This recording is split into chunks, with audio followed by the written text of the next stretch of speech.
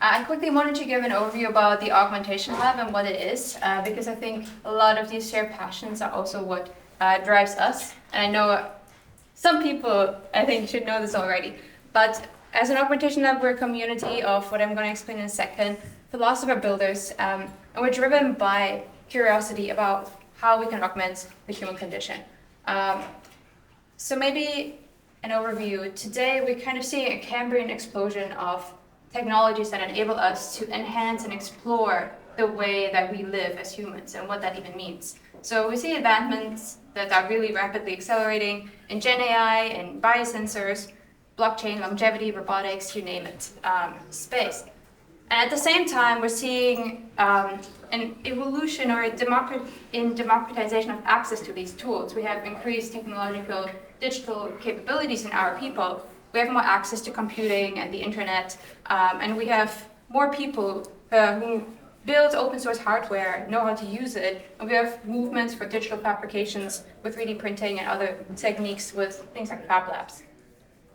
So what we believe this century is really all about, or this movement or period that we're in, is we think it's an augmentation revolution. People talk about the AI revolution, but we really think that the whole point of what we're seeing right now is we become able to augment ourselves in ways that were not possible before at all. And that's going to change a lot of the fabric, the social fabric of how we interact and what we really become as a species.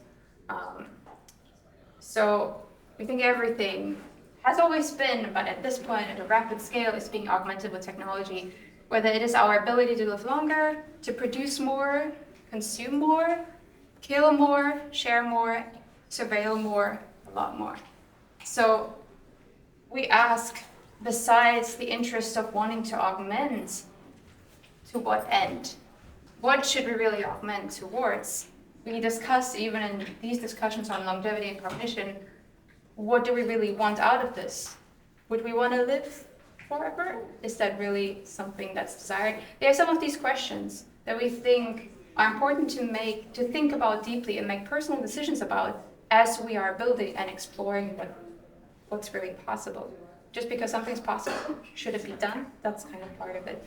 So yes, we come at the idea of the philosopher builder. In the past, in the ancient times, it used to be philosopher kings that were able to decide, make decisions, wield most of the power. Now we think it's the technologists that yield most of the power. And we think they should also be philosophers who are able to reason wisely with that power.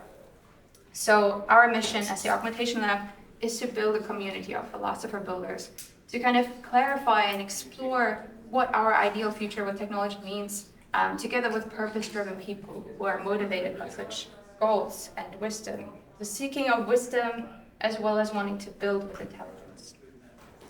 So yeah, and I think we think it's very transdisciplinary, what that even means. I don't have my t-shirt on today, but we generally say we're techno activists, optimists, skeptics, capitalists, spiritualists, communists. Everything is welcome in that discussion because we really need to keep a very open mind when discussing these deep and crucial topics. So yes, just very quickly, almost done. Our work, we do a few things. So we have a working group on sustainable technology goals, where we do discuss these topics and also write about them in op-eds.